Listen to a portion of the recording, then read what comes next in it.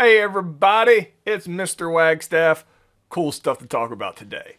So, we are still talking about the Civil War. The stuff we're going to talk about today is bonkers. It's absolutely insane. We're going to be talking about Antietam, which is going to be the bloodiest single day in American history up to present day. It still is. And then we're going to talk about some of the stuff that's taking place behind the scenes during the Civil War that, by today's standards, just seem unimaginable. All right, let's go ahead and get started here. So, make myself smaller here. So, let me go ahead and catch you up to where we have been. All right. So, I'm going to make myself a little smaller here. Beep, beep, beep, beep, beep. So, remember, Lincoln is trying to win the war. Desperately trying to win the war. So there's two goals here. Either one should be able to help you win the war. Number one is take over Richmond. That's the one that seemed like it was going to be super simple because Lincoln has so many more troops than anybody else. Plan B is the much more difficult, trying to take over the Mississippi River and complete the Anaconda Plan. At this point, it has been a bust trying to take over Richmond. He started out with Irvin McDowell. He got fired. Then he sent McClellan down, and this is our last lesson that we talked about, and he's going to lose at the 7 Days Battle. Instead of firing McClellan because he is so experienced and the men love him so much, he just kind of benches him. He put Pope in. Now, Pope here, I say he's the guy who's got name on the team you can't really remember. The reason I say that is Pope gets fired right here. Fired. And you may not even remember what battle he was in. He really wasn't in one. He's considered to have lost his second battle of Bull Run. The problem was he wasn't even at the second battle of Bull Run because he had to come back to defend Washington, D.C. when Jackson had tricked Lincoln into thinking there was an invasion from the side. So really, Pope gets put in command, never even meets up with his troops, then gets sent back to Washington, D.C. All the troops get defeated, and he is fired for not winning when he never even really got a chance. So Pope gets put in and he's fired. This is why I say he's the guy you can't really remember his name, because it's kind of unfair to him. He's kind of pointless here. So that's why I say he's the guy people can never remember. Like, he's just not important. But he is a pivotal role here, because the reason Pope is important is because after Pope is fired, Lincoln's looking at his bench. Who is he going to put in that can beat Lee? All right, because now he's concerned about Lee, and he should be. He's got moron, coward, and crazy dude who's making inappropriate advances to the mascot at this point here on the bench, and Lincoln's like, "What is wrong with you?" So he's like, "Yeah, I'm not going with these guys. No, you know what, McClellan, you messed up last time. I'm going to give you one more chance putting you back in charge." And he's going to put McClellan back in charge. So McClellan back in charge now. All right. So Lincoln's like, "All right, I'm going to give you a big old bunch of troops. You can train them all you want. And then I want you to march down to Richmond and take it over." And McClellan's like, "Yes, sir, I will do it." Because what's McClellan's biggest problem? He's slow. So in my imagination land, I imagine he talks really slow too. He's like, "Yes, sir. Let's go do it." All right, that's my McClellan impression. So let me talk to you some about what's going to happen here with Antietam. All right, so this is how you spell Antietam. So you'll see it written out, and it's pronounced Antietam. So it gets bonkers, all right? So this is Washington, D.C. right here. Boop, boop, boop, boop. That's Washington, D.C., all right? The second battle of Bull Run that we talked about yesterday is right in here. So what happens is after the second battle of Bull Run, everybody expects Lee, who is here, to head back down south, back down to Richmond. Lee is not going to do that. Lee knows the longer he sits here and waits, that Lincoln just has this infinite-sized army he's going to keep sending down to the south, and he can't do anything about it. So what Lee is going to do is he has to get England and France on the side of the South.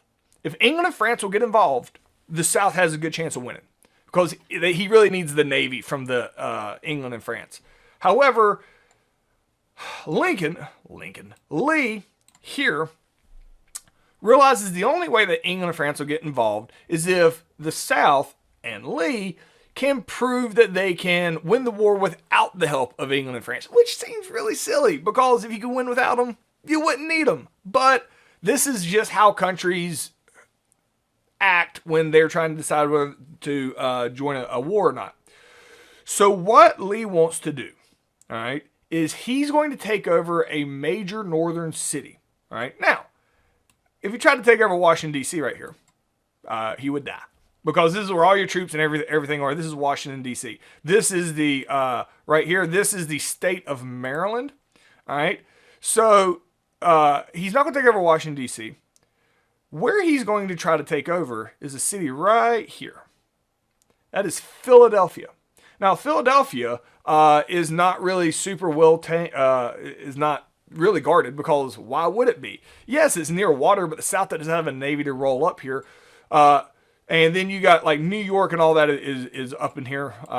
That's New York is further up there, and then Boston is way up top, way up further. So Lee decides he wants to take over Philadelphia. If he can take over Philadelphia, he can get England and France involved. He only has to take it over for like a day. So what Lee is going to do is he is going to sneak north. And he is going to sneak around and try to come attack right here on Philadelphia and get England and France involved. So when McClellan, all right, McClellan's right here. We'll do them in blue. All right. So McClellan, he is here in Washington, D.C. He is training troops, waiting for the next orders from Lincoln to invade. Lincoln absolutely believes Lee has gone back down south. Lee's not going to. Lee needs to take on the offensive because he can't just sit around forever trying to attack. So Lee starts sneaking north. All right. So Lee is sneaking. Super quiet. So no secrets can be kept in the Civil War, but Lee's trying his hardest. All right. Lee's the closest one that can keep a secret. So I imagine Lincoln's like, I don't know where they are. And then like behind his window, there's like Lee sneaking through the woods with massive amounts of troops trying to get up to Philadelphia. Now, Lee gets found out. They find out what Lee's doing. Mr. Wagstaff, how did they find out what Lee was doing? The dumbest possible way imaginable. If the Civil War was a movie, all right? If the Civil War was a movie, I'm going to make myself a little bigger here, up here in the top. Nope, not like that. If the Civil War was a movie, when we get to this point, if the story that really happened, if they showed that in a movie, I would call bullcrap on it in real life. I'd be like, unbelievable. But this is actually what happens, all right? So McClellan's men, they are actually training as Lee, and everybody's believes they're actually training about, maybe if I can do something right, they're training about right here, all right? They're just doing their normal training, whatever, because that's what McClellan's men do. One morning, one of McClellan's men wake up and they're like, oh, good morning, world. And he goes into a field to pee because he's got to pee. Walks over into a field. All right. There's a barn in the middle of the field. He goes over to the side of the barn, taking a leak in the barn. As he's taking a leak in the barn, he looks down beside him. What's on the side? Something on the ground over here next to him. So he gets done peeing, reaches down, picks it up. It's some cigars. Held together with a piece of paper and a piece of twine. I hope he didn't pee on them. He's like, ooh, I'm going to suck up to General McClellan. I'm going to take these cigars to McClellan.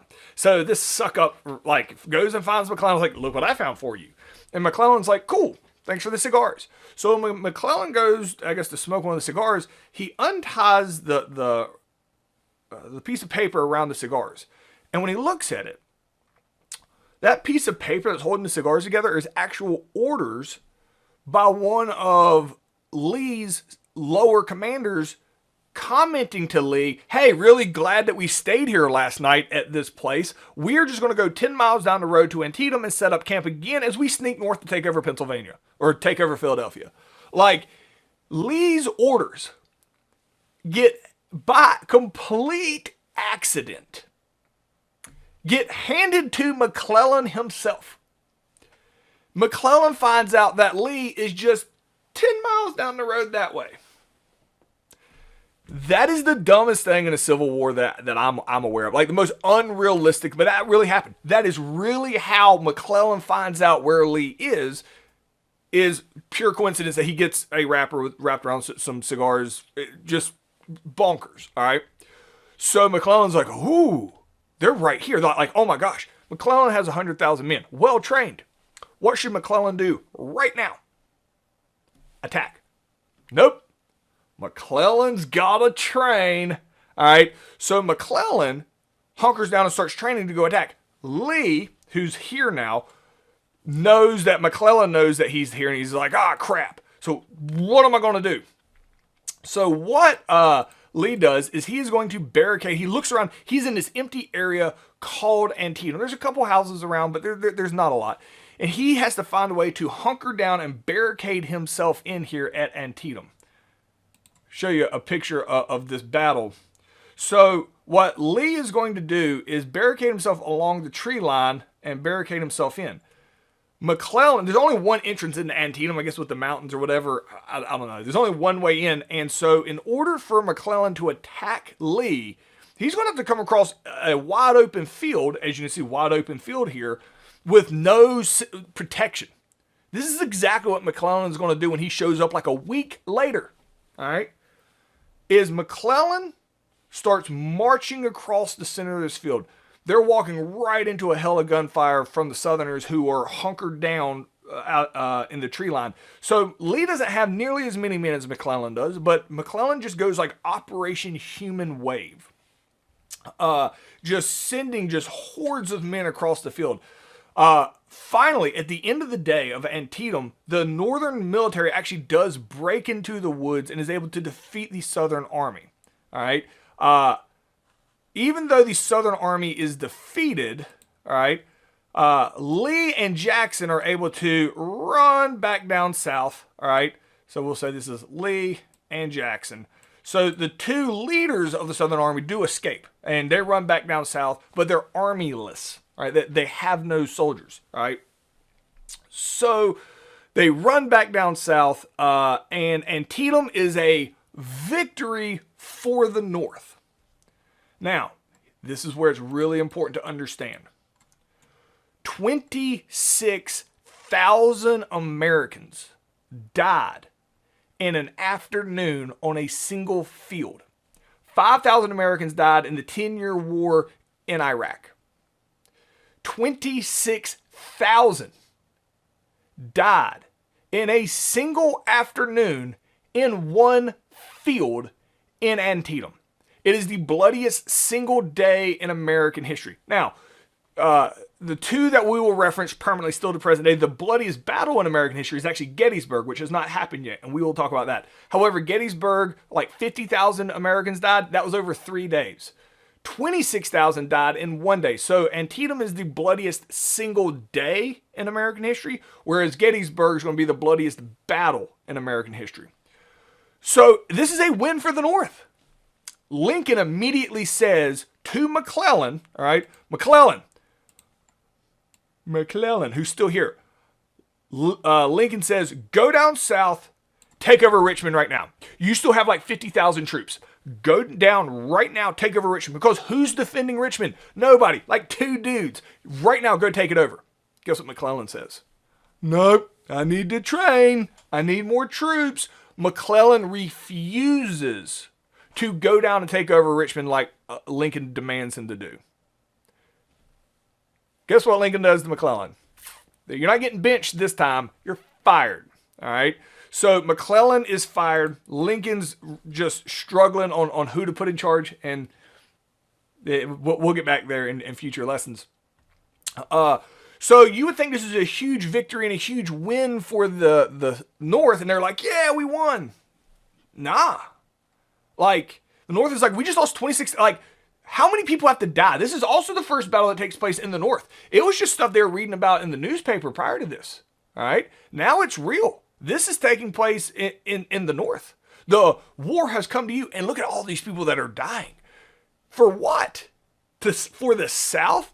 We didn't like them when they were here. Now they left, and we're having to die this much to try to bring them back so we can hate them again? No. Like, stop it.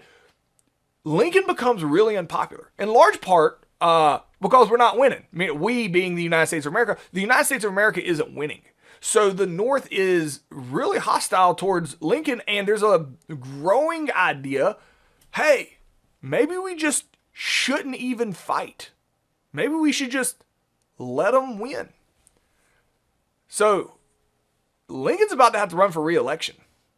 All right. Now, obviously, the South has seceded, so the South is all Democrats. There's not even like a Democrat that's going to run for president because the United States of America is a separate country. So, you know who runs against Lincoln? And we're going to reference this. I'm going to tell you more of the story. Is another Republican that runs against Lincoln who says, if you elect me, we're just going to not fight anymore. If you elect me instead of Lincoln, war's over. We're going to let the South, we're not going to keep doing this anymore. This is what the people want. They want to stop fighting because it doesn't look like the North can win. All right. The guy that's running against Lincoln is really popular. The guy that runs against Lincoln hates Lincoln. The guy that runs against Lincoln just got fired by Lincoln. You know who runs against Lincoln in the election of 1864? George McClellan. And leading up to the election, Lincoln don't stand a chance. It looks like, leading up to the election in 1864, Lincoln's going to lose, McClellan's going to be the next president, and they're going to allow the South to just be its own country and end the war, because the war is incredibly unpopular on both sides. All right, so as all that is taking place, let's talk about some of the stuff that's taking place behind the lines. Some of this stuff we have mentioned, and it should be pretty straightforward. Like the Confederate government was a whole lot like the Articles of Confederation. It gave all the power to the South. Gave all the power to the states, which during the wartime is not catastrophic because everybody had a common goal, but it would have ended up having the same issues that the Articles of Confederation did. All right, so the draft. Make myself a little smaller here. The draft comes back, gets put in place. They had to have as many men as humanly possible.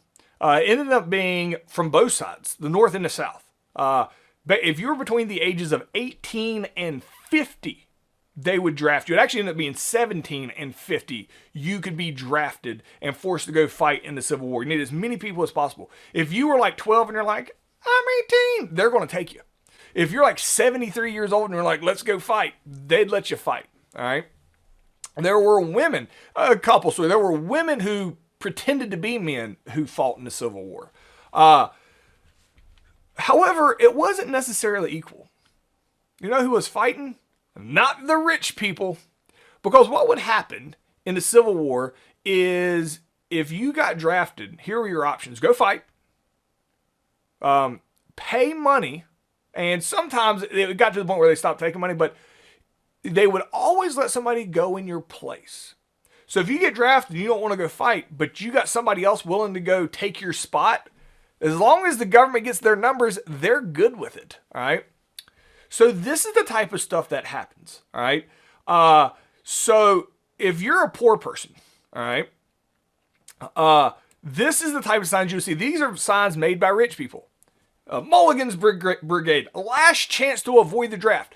So this is a rich person saying, hey, because this is probably a rich person who had already been drafted and they need to find somebody to replace them. They're like, hey, do you want to avoid the draft? Here's how you avoid the draft. Just go ahead and enlist. If you sign up now, I will pay you $402. All right. If you're a veteran, or $300 if you're just a regular person. I will pay you to take my place. I will pay you to take my place. Now, you cannot take this, but guess what happens in the next month when there's a new draft? You're probably going to get drafted and go fight anyway. When you go fight anyway, you ain't going to get no money. You might as well just go ahead and sign up now and do it anyway, and let me pay you. So this is really effective. Guess who didn't do any of the fighting in the South? The plantation owners, the slave owners. the people who had money to hire other people to go fight for them. So you're going to end up having this war, and this happens in the North as well. The North did the same thing, all right? That these are poor people who are fighting. These are not rich aristocrats going to fight in this war. These are the lowest class here, and the rich people will pay poor people to go fight. Literally, rich people are paying poor people to go fight a war that really can only benefit the rich people anyway. So the draft comes back from both sides. So I wanted to point this out. There are 4 of the border states, as we have talked about. These are slave states. There are slave states that are still part of the United States of America.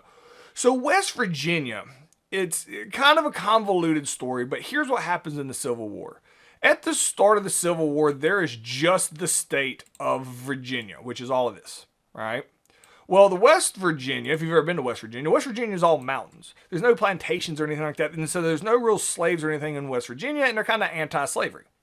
So when Virginia secedes, West Virginia's like, nah, we're not cool with that. We don't want to secede. And West Virginia's like, we're going to go be our own state. And Virginia's like, no, you're not. And then West Virginia's like, here, I'll make a deal with you. Let us be our own state. Let us stay part of the United States. And we will promise you, we will be a slave state. So there's more slave states represented in the United States. And Virginia's like, we're good with that. So West Virginia is going to split. So West Virginia is technically a slave state. Basically, that was the deal that they made with Virginia to break apart. There are very little, if any, slaves in West Virginia. There's no plantations or anything like that. So West Virginia is more or less a slave state in name only. The other ones are slave states that stay part of the United States of America during the Civil War. All right. Let's talk about the Emancipation Proclamation. You've probably heard of this before in elementary school. And if I've been in class, I'm like, hey, what did the Emancipation Proclamation do? And everybody's like, it freed the slaves. It doesn't. It doesn't. It doesn't. It doesn't free anybody. All right?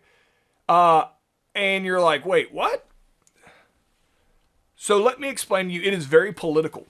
The Emancipation Proclamation does not free slaves. It's now in this words, it's like you're all free, and that's why everybody's like, oh, it does. Lincoln will eventually free the slaves. That's the 13th Amendment.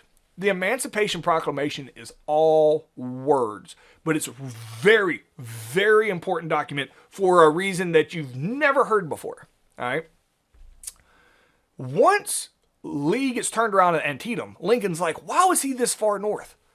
Lincoln realizes Lee is trying to take over Philadelphia. Why would he want to do that? He's trying to get England and France on their side. Like, Lincoln figures out what Lee's trying to do. Now, the reason that England and France will support the South, even though the South supports slavery and England and France hate slavery, is because the United States still has slavery. The United States has never actually officially said anything bad about slavery.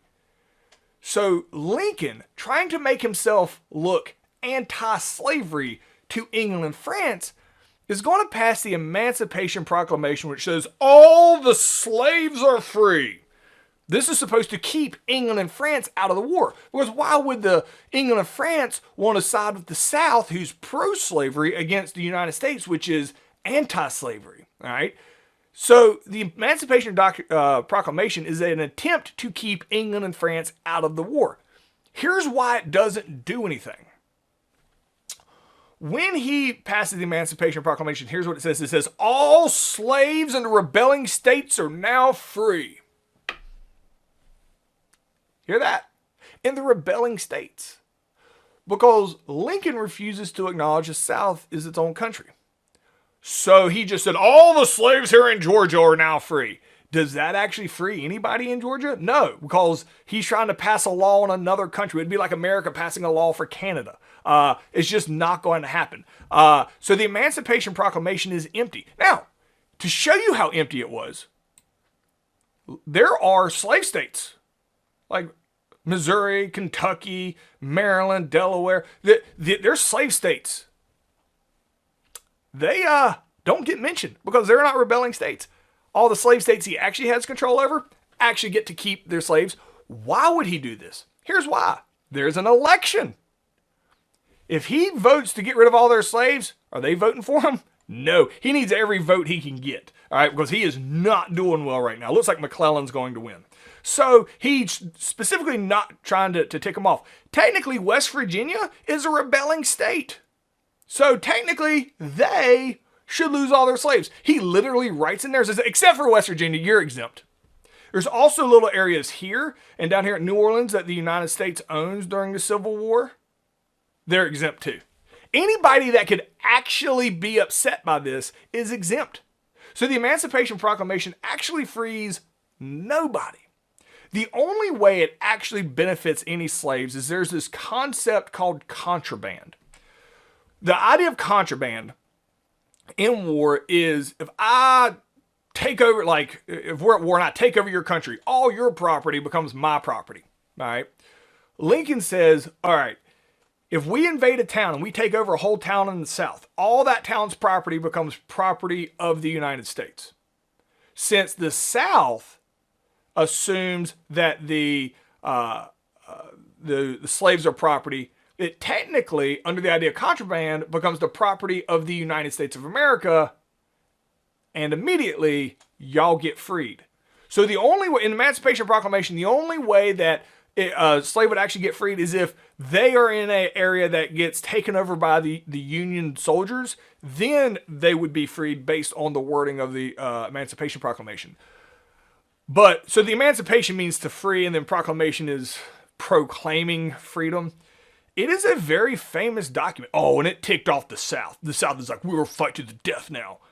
But it doesn't really free anybody. It is really shocking to me how famous the Emancipation Proclamation is. Because it doesn't free anybody. Or in a very unique situation would it. The reason it's important is it does effectively keep England and France out of the war, at least for the time being. So by claiming that the North is against slavery, it makes you look like the good guys to England and France. All right. So this is pretty intense here. Prison camps in the Civil War. They were as bad as you can possibly imagine. So at the start of the war, if you were fighting for the South and North captured you, all right, they would just be like, we don't want, like, because you take prisoners and you have to feed them and take care of them and all this other stuff. So what would happen at the beginning of the war, if you got defeated, the other side's like, all right, don't give us your guns. Y'all go on home now and don't y'all fight no more. But that wasn't effective because they would immediately just go back and rejoin up and then go fight again. So they had to create prison camps, all right, places to put soldiers. The South has run out of food for its own soldiers. So when the South is capturing soldiers and putting them in prison camps, in the South, prison camps, basically big fields surrounded with like barbed wire. The barbed wire doesn't exist yet, but with fencing and like cannons pointed at them, and like just stay here until the war's over. They can't have any weapons, obviously, because it's a prison camp. Well, fire is considered a weapon. They weren't allowed to have fires, and they didn't have enough clothes or anything to give the Northern soldiers that were held in the prison camps in the South. So a lot of soldiers are going to freeze to death in the winter. A lot of them are going to starve to death. Now, when I say that they're going to starve to death, I want to show you a picture. It's pretty intense. This is an actual photograph. This is a prisoner. This person is alive in this picture. This is a Northern soldier who had been kept in a prison camp in Andersonville prison in Georgia. This is a real photograph, all right, at the end of the war. This is how the soldiers are treated in these prison camps. They're literally starved to death. Not necessarily on purpose by the South, but they're basically starved to death because they can't feed them. Now, the North knows these horrors are happening in the prison camp. So when the North catches Southern soldiers, they treat them the exact same way in the North and starve them to death. Even though the North has plenty of food to provide them, the North is retaliating against prisoners in the North the same way the South is retaliating, or, doesn't have an option in the South. And it absolutely horrific, the treatment of these human beings take place in these prison camps in the South. I'll get that off the screen because that's pretty awful. This is more of a painting of like, this would be a prison camp. You have cannons here to make sure they don't escape. These are the Confederate prison camps. The Union prison camps are here, is where their location is. I don't exactly know what the number represents. My apologies. The squares are where the Confederate prison camps are. Absolutely brutal treatment in these prison camps throughout the war. There are also bread riots. There's a massive shortage of bread riots. In the South, women started to riot because the men are going off to war and there's nobody to provide food. They're called the bread riots, where the riots would happen to get food because their families are starving to death. There was just absolute pandemonium because obviously the economy has collapsed. This war has gone on much longer than anybody had expected. We're years into it. And one of the things that is also, as we have mentioned in the previous unit, is the medical attention if you get wounded is horrific. Very few surgeons for the amount of injuries that require surgeons at the time. So a lot of times butchers get turned into surgeons for the Civil War, and their job is just to amputate. If you get shot in your foot or your arm, they're just going to amputate. Even if you survive, you still have a really high chance of dying from infection, even if you survive the actual surgical process. It's absolutely bonkers. So this stuff is happening behind the scenes as Lincoln's trying to figure out how's he going to get together another army to go down here and take over Richmond, because it is just incredibly frustrating that he hasn't been able to do that yet. But that's what we're going to pick up tomorrow. So I will see you guys tomorrow.